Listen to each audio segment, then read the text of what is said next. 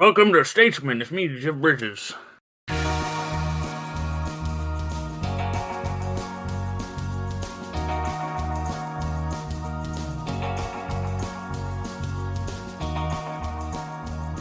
Hey everybody, and welcome to another episode of the Underrated Podcast. This is a podcast where we discuss films that we feel are underrated, underappreciated, or those that have just slipped under the radar and passed most people by.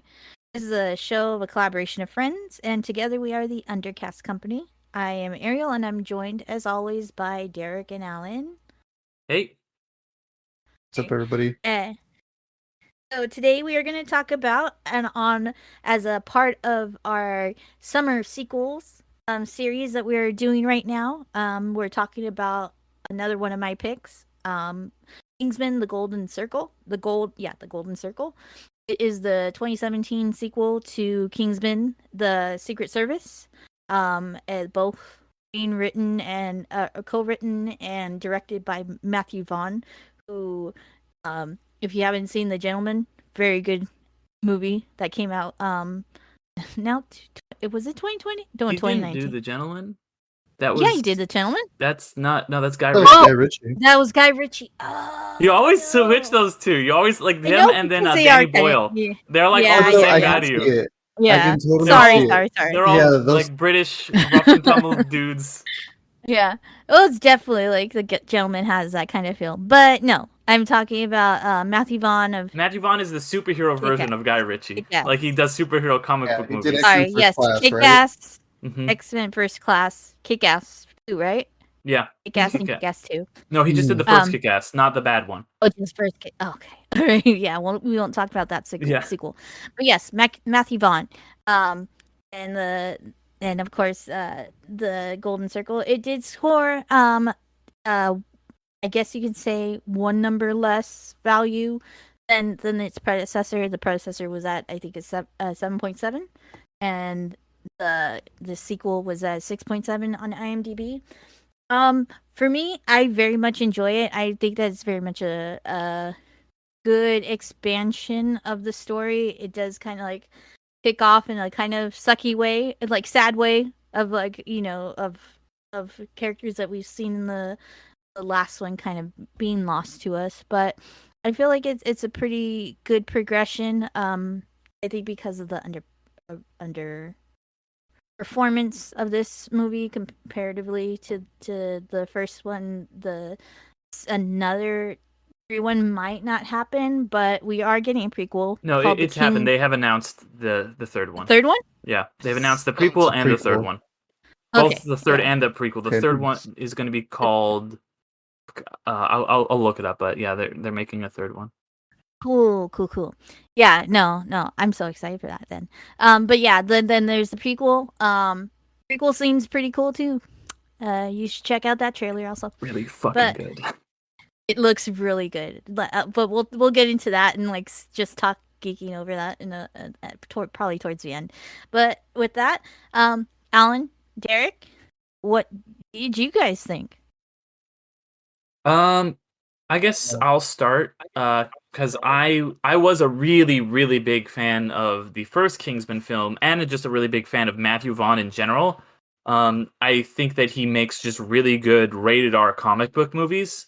Another one of my favorite, like we mentioned, he did First Class. Yeah, usually of properties that he wrote the comic book for. Well, Mark Millar has written a lot of these comic books that he's adapted. Yeah. Kick-Ass and Kingsman. So he's adapted, a couple of Mark Millar's things, or Miller, I don't know if it's Mark Millar. But he, and they've both been rated R, and they've just been really, really incredible. He also did one of our favorite films on here, and a movie that we've mentioned a couple times being the impetus for this podcast, which is Stardust, which is how I was really introduced to him, and I became a really big fan of it. I've seen all of his movies except for his first film, Layer Cake, but he is a really, really good director, like kind of comes from that same school as Guy Ritchie and all those, and he did, I think, produce a couple of Guy Ritchie's films, like Lock, Stock, I think. But yeah, Kingsman 1... Yeah. I know. Kingsman 1 was my favorite film of 2015. I thought it was a really just smart satire of the kind of superhero action genre that, while it subverted a lot of things, also paid its respects to like the James Bonds and those kind of films. Um, so I just absolutely loved it. And I just, for whatever reason, did not get around to seeing the second one. I think I just missed it in theaters. And it's never really been streaming anywhere. Like, I don't think it's ever been on any streaming services.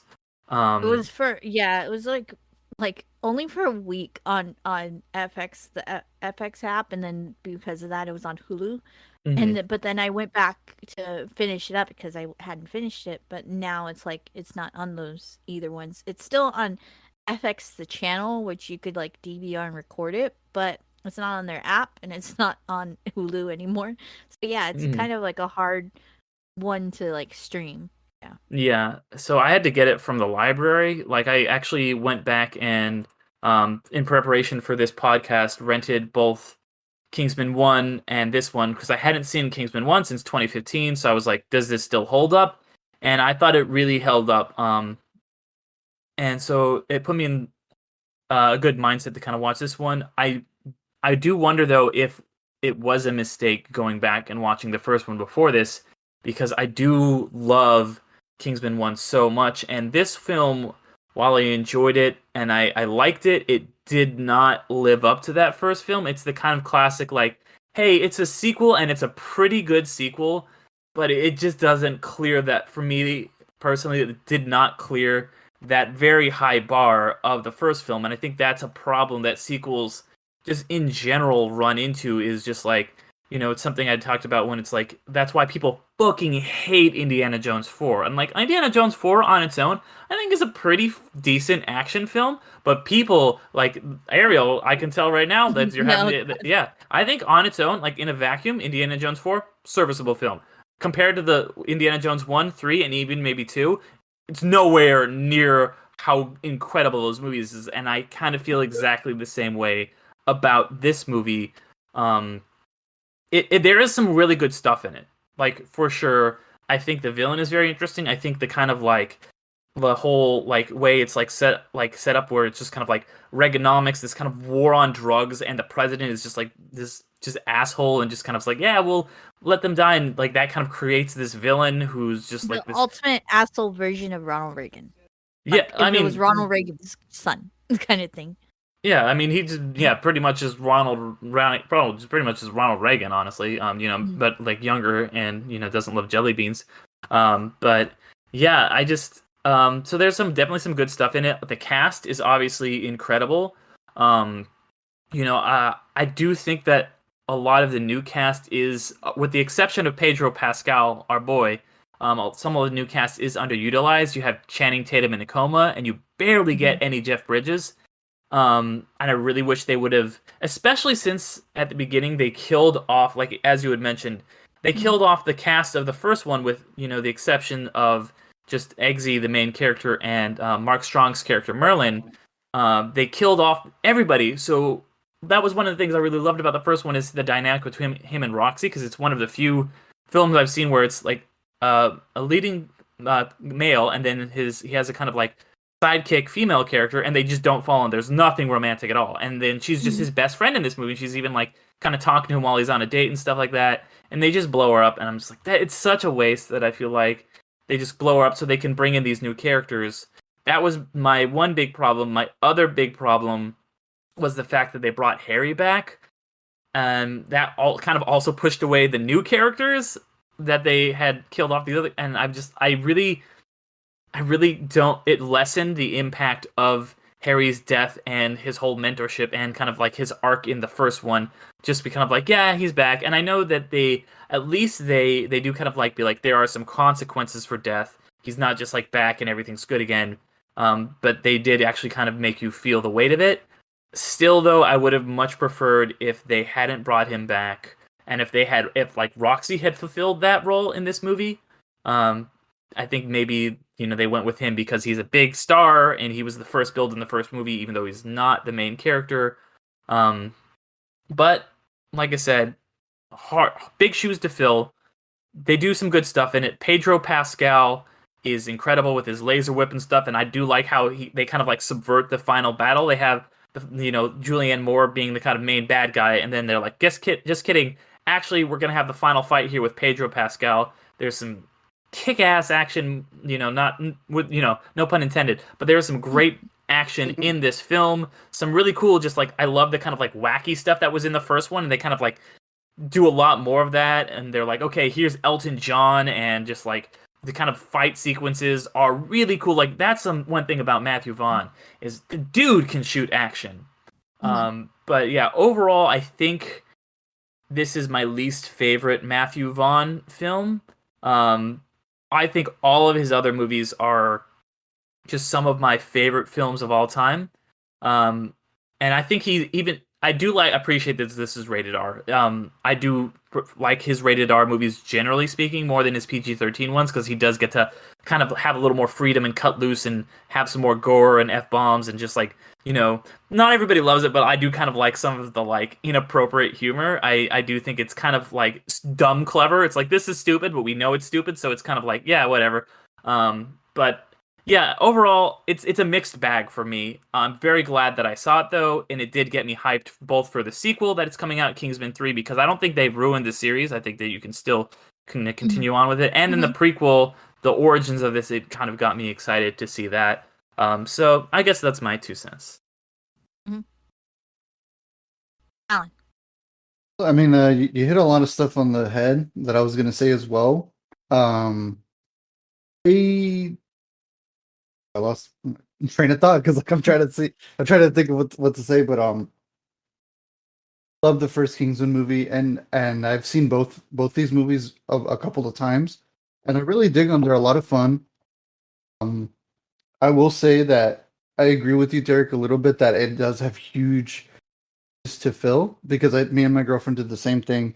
We one day were like, let's watch the Kingsman movies just for fun. And we watched the first one, and then we immediately, like you said, we had to rent the second one, and we watched it, and like watching them back to back is a little tough because like the first one it's just gold, like everything about it is perfect. It's just such a great, solid satirical like spy movie. The sequel, and it's just sequelitis. It just has a little bit of trouble filling those big shoes, and the thing is, I think with the first one, there was just so many great things about the first one, like Harry and Mark Strong and like all the other agents as well, although they're Kingsmen. And I know what you mean, that they're like, okay, we have to try and we're gonna have to kill some people off, and then we're gonna bring back Harry, because Harry was legitimately a really, really amazing character. Like I loved this character. I was really sad when he died. I was really excited when they brought him back, because I thought he was so fascinating, so badass.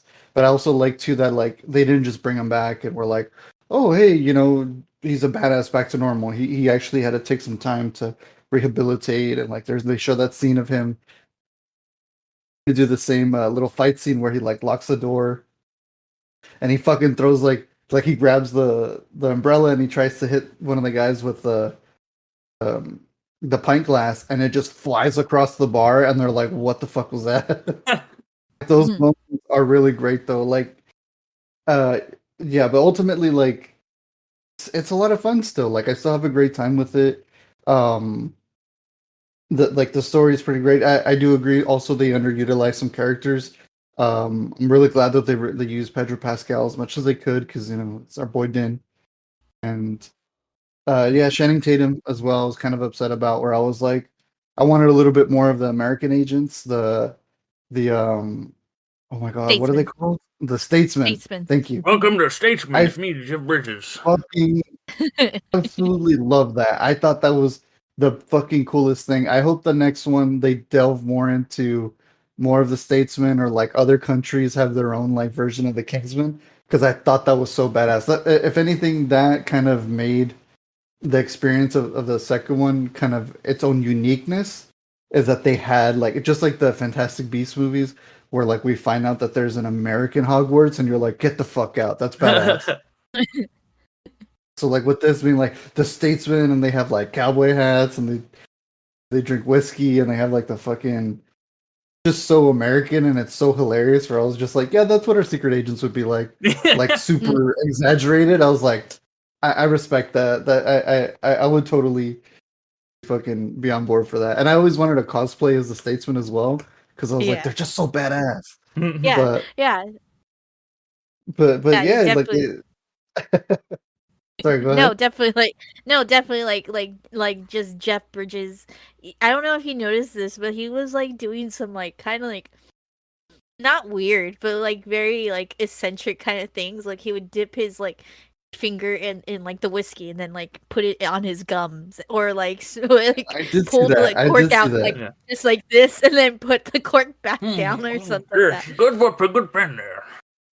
Yeah, freaking man, Jeff I feel Bridges. like he had to do the shit like that just because he's like, well, I'm not in the movie that much, so I gotta make my character somewhat unique. But yeah, like of course, like you said, Matthew Vaughn just kills it with action. Um, all the action scenes were great. The only thing that the biggest thing that upset me was I thought Julianne Moore's like villain was okay. I thought she, I like compared to Samuel Jackson in the previous one, I thought she was fine. I don't know. And then I felt like they kind of used Elton John's like fame. Like I'm not gonna lie, sometimes fan of like certain movies where they use a celebrity and the celebrity plays themselves.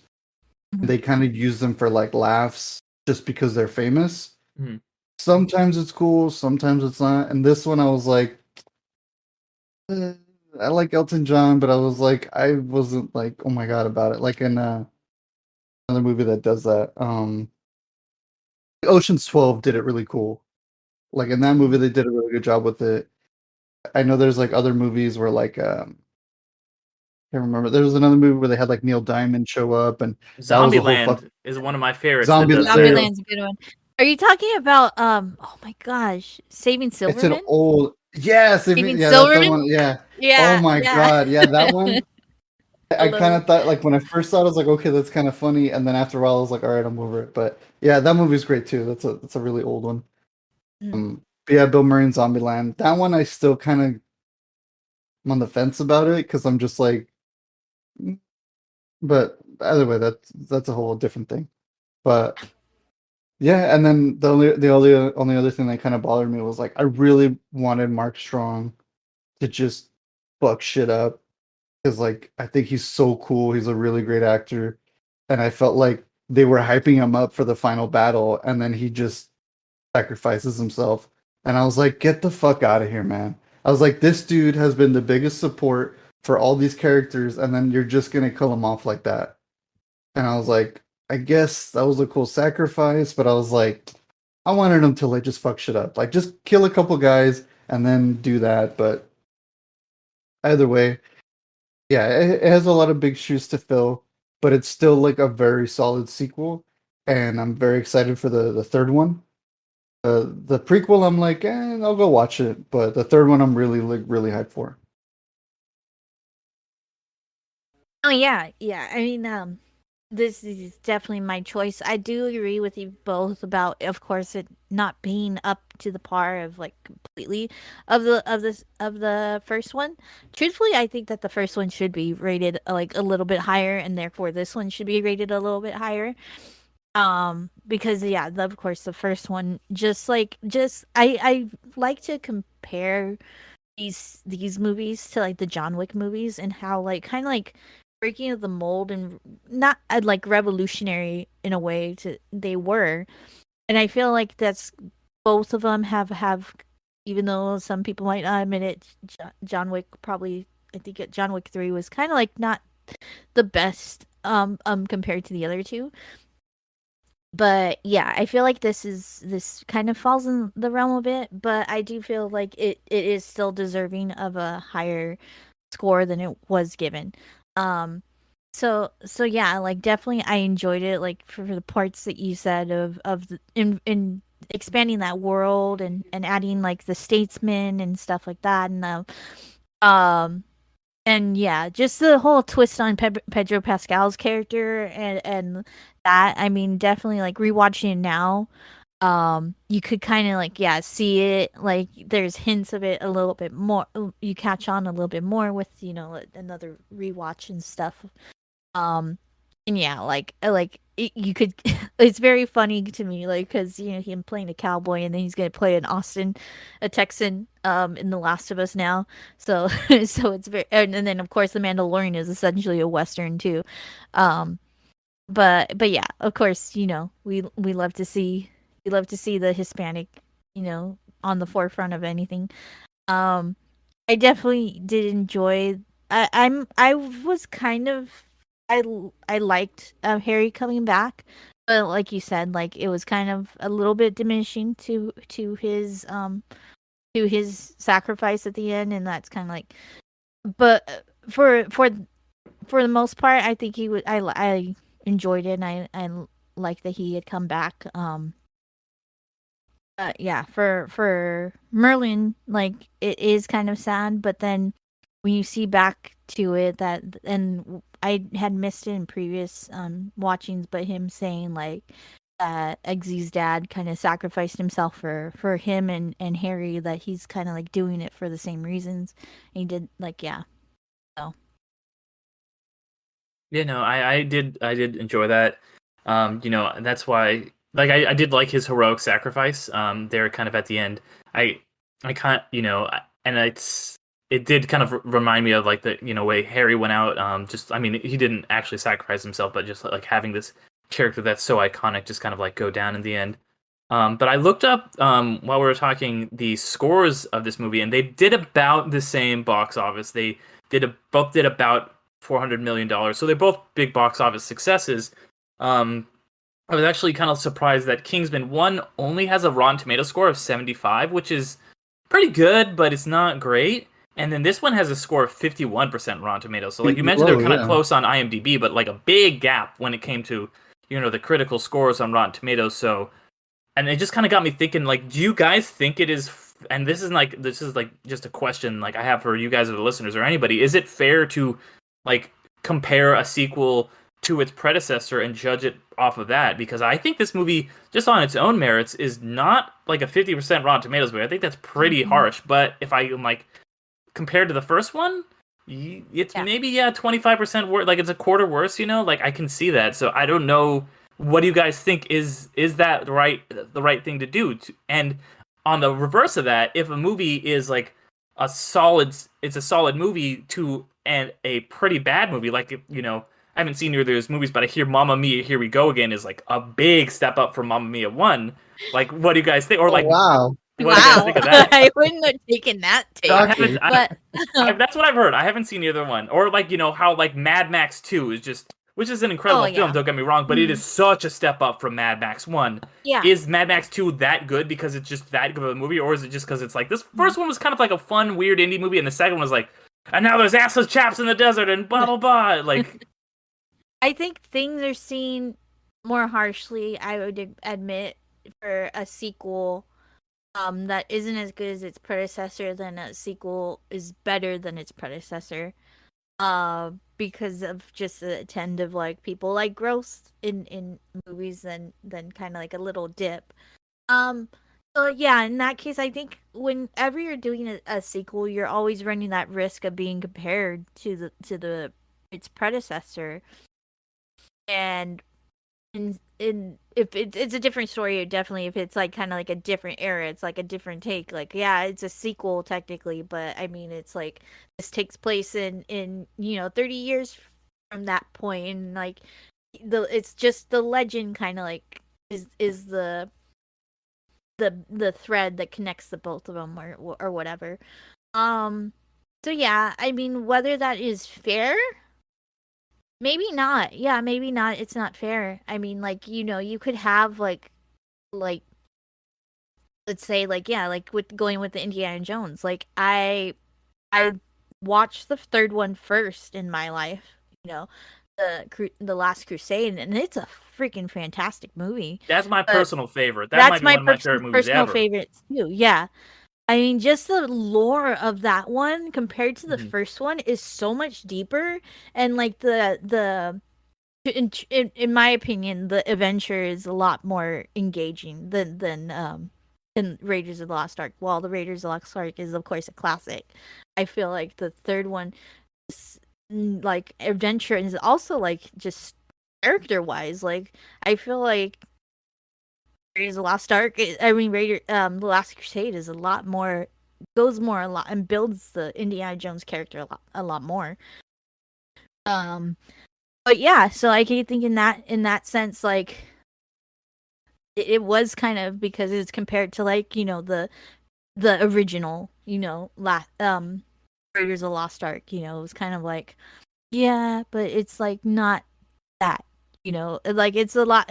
When does the line come from, or where is the line where it stops being about it, whether it's better or than the first one, or if it's just not the same as the first one, So, yeah. So, and I think that it's. I mean, I know like the later Star Wars, the sequels of the Star Wars movies is very diverse of liking and stuff like that, and it's because the second one, the Last Jedi, wasn't in that same mold that the first one was in, which the first one was in the same mold as the the original trilogy. So it's kind of like dealing with that kind of legacy, and it all comes down to legacy and whether we should base things off of the legacy that they are in, or if they're just good movies. Yeah. And then it's a very hard thing to distinguish, like to separate yourself something I've been from. thinking Definitely. about a lot. Even myself is, like a kind of trying to be a critique of movies. But yeah, yeah. Yeah, it's super tough, but what boggles my mind is that you decided to go with Mamma Mia 2 rather than like The Godfather Part 2 or like Empire Strikes Back. You're like, Okay. nah, bro, let's go with Mamma Mia. Well, that's because Mamma Mia 1 is a bad movie. Nobody thinks The Godfather. Okay. What? Oh, it's Mamma Mia 1 is okay. Okay, it gets a bad. Okay, well, people don't generally like. People don't put Mamma Mia 1 in the same category as Star Wars and The Godfather Part 1, is what I'm saying. So I'm saying if you have a mediocre movie and you make a step up, Star Wars is not a mediocre movie. Godfather is not a mediocre movie. It just made me laugh. Like, I'm like trying to think of something, but I'm like, Mamma Mia 2, Empire Strikes Back.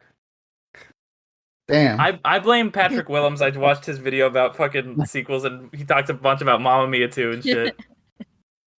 No worries, but no, it is tough though. Like, to be honest, like sometimes like when I hear, because I feel like people love to hate sequels. Like that just seems to be the easiest thing. Like when they're making another one. I mean, I can't say I haven't been there where like they made fucking 20 Saw movies where I'm like, ugh, okay, I'm done with this shit.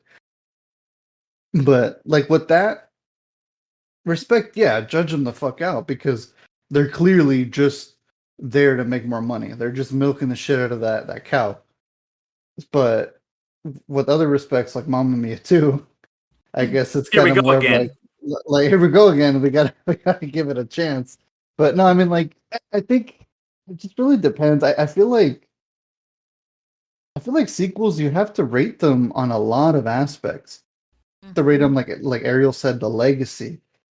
The rate about like, okay, what about people who haven't seen the first one and like are like, well, I'm interested in this. I'm gonna go give it a watch.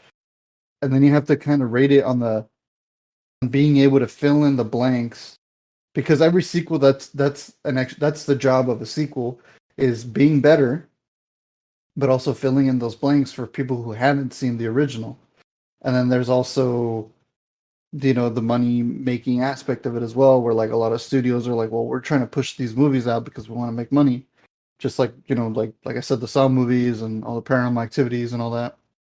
So I feel like with sequels, it's a very broad spectrum of how we rate them. So I do think it's kind of unfair because I feel like sequels just have much bigger job to do compared to the originals. Because originals just they're new. So they're just straight up, I mean, now we have a lot of adaptations, but they're pretty fresh. So people are just like, a little more willing to give it a chance because they're like, well, I want to see what this is about. And then if it's good enough and a sequel's made, they're like, okay, I want to go watch it. But now it's okay. Well, the first one made me feel this way. I want the sequel to make me feel this way or even more. Nobody goes into a sequel and goes, I'm okay if it's not as good. It's never like that. They always want to exceed expectations or at least be about the same. So Yeah. Well, you guys were that kind of got me thinking what you guys are saying about this movie, and something I think that this movie does well that a pratfall that a lot of sequels fall into, that this one doesn't really fall into, where it's like a lot of sequels are like, we're just gonna do the same movie again, but it's gonna be bigger and better, and it just ends up being like, oh, you rushed. It's just not. It's the same thing, but it's not as good. It's the same movie, but kind of worse. Whereas I feel like this does hit some of the same beats, but it's not like in the first one, you don't run into that quote unquote sequel escalation problem. Because yeah, there is still a bad guy who is going to kill off a lot of people in the world, like the first one. But it's not like okay, we have to do it again. Where like the first one was like everybody was going to die except for a select population. In this, it's like okay, there are still some people going to die. It's not like this one they're going to literally blow up the world. They didn't need to raise the stakes in this one, and I think that's a smart move to like not try and raise those stakes. And then one other thing that I want to talk about, it's kind of unrelated, but talking about like sequels and what the expectations we have for them, and about like, oh yeah, should they? What you were saying, Ariel, trying to trigger me, where like if sequels don't, if it's something different, they maybe don't get the respect right away. And I think one of the sequels that does that really well, it's not a movie but a video game, is you had Ocarina of Time, and then 2 years later you have Majora's Mask, which is a very different game. And because it's like the first one's kind of like it's traditional Zelda game. You go through the story, you beat the bad guys, Zelda's there, Ganon's there. It's very much like kind of a linear story. Whereas Majora's Mask is like there's time travel and there's really complicated mechanics. There's no Zelda, there's no Ganon. It's not in as Hyrule. hell. Was that? So stressful too. It's It a is. very stressful game as But well. honestly, it's my favorite video game of all time. And I think at the time, people are like, I don't like this game. It's way different. What's going on? Like, I don't like this. What's with all the masks? It's fucking really weird. It's a weird game, too. Like, there's some weird shit going on. But I think over the years, like, people have really come to respect it. And I think, that's something the Zelda series does well, because I think they also did it when they had A Link to the Past. They were just like, okay, the sequel, it's going to be Link's Awakening. He's going to be on this island that's like a dream. Like, this is some pre-Chris Nolan Inception shit, like, where he's, like, in a dream and he has to, like, fight all these things. And I hope they do something similar when they make this, the very few details we have under the Breath of the Wild sequel. I hope they go something different with that. And I do appreciate when films kind of go a different way. I think they did that a little bit in this movie, with, the kind of, like, statesman and stuff. But I'd appreciate it if they had gone a little more off the rails and done something a little more different. Mm-hmm. Yeah. I get. I feel like it definitely wasn't the same formula. I mean, like the first one had like a little bit of a build up to it, truthfully, to like the really the main villain, even, or even the main action parts and the actual Kingsman of it all, with the whole training and all that. This one, it's definitely like just I like had noticed it on my rewatch for the podcast of like, oh shoot, it just drops you in, like I know that the first one had the Mark Hamill like skiing part and stuff like that, and that was a little bit of a drop in, but this one felt like a lot bigger of a like you're just in it kind of thing of fighting with Eggsy and the other guys fight in the car and stuff.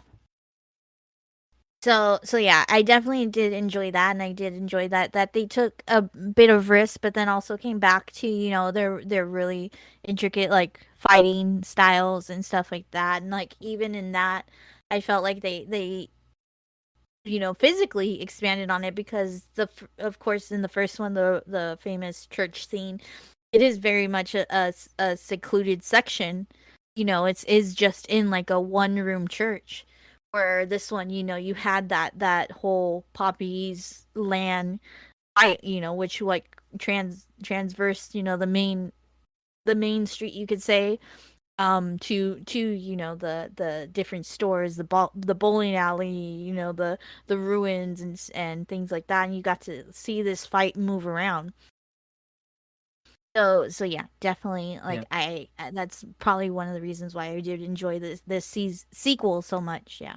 And I do also like how the sequel kind of like commented on like how like dangerous and kind of like venomous just kind of our nostalgia can be. Like she takes these ancient ruins and then she just like builds like this 50s Americana with like bowling alleys and diners and movie theaters and like all this kind of just like throwback shit to like it's very much like almost like a Make America Great Again in the middle of Cambodia, just like kind of style, which ties into the kind of just like the war on drugs Reagan kind of through themes to it. And I think that kind of also can tie into like, oh, do we want like the sequel to just be like the original? Do we want just like another one, or do we want something different? Do we want to hold on to that kind of nostalgic feeling, Yeah. Yeah, and I think also, like, outside of like the dancingness of the drug, or the drug that's killing people and stuff like that, the actual like deaths and stuff were a lot more brutal than the rainbow head blowing off. Even though that was brutal, you still had like the fun of like like essentially the funfetti of those deaths. But with this one, like, they were like brutal, like Poppy's eye like going backwards into her head and during her overdose was like kind of like jarring. And then of course, like, um just the poeticness of Eggsy killing that one guy for his friends and for Kingsman and for all that was like such a like a intense moment and stuff. So yeah. Yeah, no, for sure. Well, if you guys have anything else to say, why don't we talk about like we kind of touched on it, but I feel like I'm very excited for the prequel. We haven't seen much of the sequel. It's not in production yet, but like because COVID pushed back. The Kingsman is the prequel, and then Kingsman: The Blue Blood is going to be the sequel. Ooh, cool. And Matthew Vaughn is going to be returning to direct both of those. And there is also apparently allegedly there's going to be a Statesman film spin-off. So I would be fucking down for that. We'll see how that. Yeah, no, definitely down for that. I mean, I like let's hope that Jeff Bridges is doing good. I know he had cancer. I don't know if his prognosis now, but yeah, I would definitely love to see Jeff Bridges in that role, and even Channing Tatum's character, and like Halle Berry's character too. Like, I mean, especially with Halle Berry coming off of John Wick and having all that training and just like showing more badassness in Kingsman, but also being like a nerd doing like these badass things would be fun to see. But yeah, definitely I can't wait for those. I mean, I think that even the prequel, like, I love that so far what we've seen is looking very different from like I cinematography mainly from the other two. Like it's kind of like a darker tint, darker lighting of it, and so a bit more of like a it's taking place during like World War One and all that. And I kind of really excited because I love that era, and I think like a spy thriller set during World War One, like with like these fine English gentlemen, I'm like, that sounds so fucking cool. Like I don't need to see any more World War Two spy movies, but a World War One spy movie with just like Ralph Fiennes as like a dapper, just like I'm like, I am so directed by Matthew Vaughn. I am so fucking hype and on board for this shit. Like, sign me up. I'm ready for this. No, I'm definitely excited for it. I'm definitely like, I enjoy that we're seeing like expansion on this, and I do like the idea of showing where things started, because that's essentially where this movie left off, of like they have to rebuild, and they even quote what their founders said when they were first starting off, and I really hope like that they repeat that quote in the prequel, which they probably will. But I think it's actually like story wise really works in storytelling wise because you do have like a somewhat mirroring of present to past with the how Kingsman is after this sequel. They're rebuilding, and so yeah, you have like okay, let's go back to the start and see how they started off, and then you could come back to the third one and see like, okay, like this is like they took lessons from their past and like applied them. So yeah, definitely, like I really hope that yeah, like they have this scene, at the end or at the beginning of like, Harry and Eggsy talking about that and like bringing it back to the present, kind of like of us building up, but because it's just them two right now with the statesman help, funding and stuff. But yeah. Yeah, I mean, Alan, I know you're like, you and me and then are both like guys who just like love lore and love like being like shit like that. So like, you're excited for this, right? Like the prequel. I'm a little whelmed for the prequel because like I kind of want more of like what's going on right now currently, but I'm hoping maybe the prequel will be like very lore heavy and maybe it'll also kind of give a little bit like a little bit of like an opening for the third one, maybe kind of like a little bit more lore. So like you can go watch. The thing that I do kind of like about prequels a little bit is that you can kind of set up stuff for stuff that's already existing. I'm hoping maybe it'll be a fun like, hey, oh, that's what they meant, or oh, that's what they meant about this. So that's what I'm kind of excited for the third one. I'm more excited for the third one than the prequel, to be honest. Funny enough, I feel like with prequels, I'm not that big on like the Star Wars prequels. I'm kind of always a little on the fence with prequels, Yeah. rather because I'm just No, like no, prequels because I prequels are feel like tough. Prequels are tough Yeah. because you it's can like we gotta shove in C-3PO and like explain that Anakin Skywalker built him, and you're like, what the fuck? Well, we don't. We don't need to know We how Han don't Solo need got his to. blaster. We really don't, Like, I don't know. so I mean, but that's it's Star Wars, but like for a lot of stuff, like I know, like there's just big franchises where they're like, hey, let's do a prequel, and I'm like, I feel after they've done like 20 sequels, I'm kind of like, do we really need a prequel? Like, I don't know, but I'm down for it. I'm still gonna go see it nonetheless. I Mhm. just hope it's like I think maybe I'm a little more harsh on prequels because I'm like, you guys have all the answers in front of you right now. Like you're cheating the test. You got Yeah. everything you need. You just got to fill in the fucking blanks. Sequels are a little, I See feel that? like prequels are a little bit more easier to fuck up because you're like, it's okay. If you didn't like it, just keep watching the other ones, and then you could just skip the prequel. But sequels, it's a little more harder I feel like I'm a little bit more forgiving with sequels and prequels. Yeah, I like prequels like this where it's like, okay, like this is like set in the world and it's got like, some of the bigger things like the organization, but it's not like where was Eggsy before any of it? Like we follow Eggsy's dad. Like it doesn't need to. It's way at the beginning, so that's why I'm kind of like, all right, I am interested in this. It's different characters. It's like a different thing. Something like you don't need to shoehorn in like all these different characters. You don't need to tell like have how Legolas went and had like someone was like, go meet a ranger in the north. His name is Strider. Like you don't need to have that shit. Just be like, okay, this is its own thing. Yeah. Yeah, definitely, definitely. Well, with that, is there anything else you guys want to mention? Anything before I wrap things up? I would say as far as so when we usually talk about recommendations, and I think that I would recommend this film if you like the first Kingsman film. If you watch the first Kingsman and you liked it like I really did, and you had reservations about it for a long time like I did, I'd say watch it. You're gonna like you're gonna be like, okay, it's good to be back with these characters, even though some of them get blown up at the beginning that you love. But still, it's good to even if you do hear mixed things about the film like I did, definitely watch it. If you're not a fan of Kingsman 1, like you don't need to watch it. That's my recommendation. Oh, definitely. Yeah, no, and I like I said, I do recommend it. If you're looking for a really good, well, if you're looking for really good action, sequences, a lot of shooting, rated R kind of level stuff of killing and things like that. Definitely head to this one. Yeah, pretty much like what Derek said for me. I mean, uh, if you haven't seen the first Kingsman, then go watch it. But I mean, if you dug the first Kingsman, give it a watch. It's fun. I mean, it's I don't know. I feel like it still has everything. Like I mean, you're still gonna enjoy it nonetheless. So yeah, I recommend it. Go give it a watch.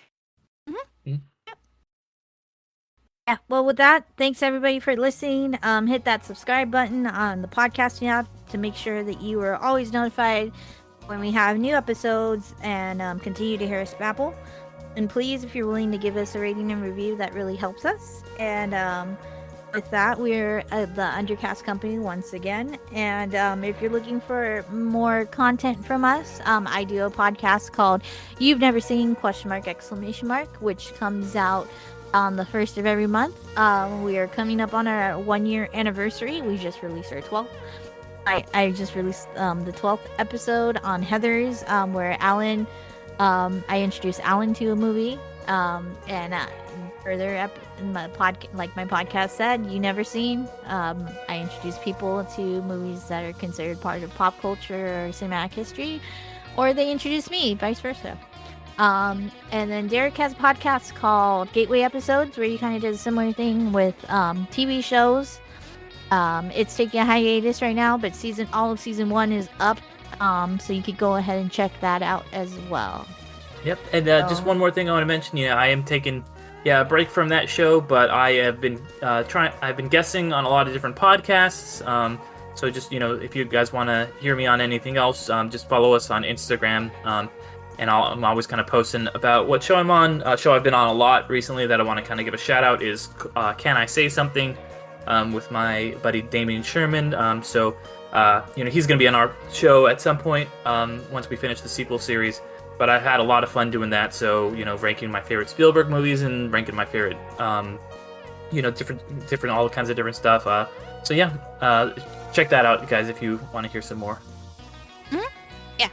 Well, as always, I'm Ariel. That's Alan, and that is Derek, and we are the Undercast Company, and everybody out there, thank you for being amazing.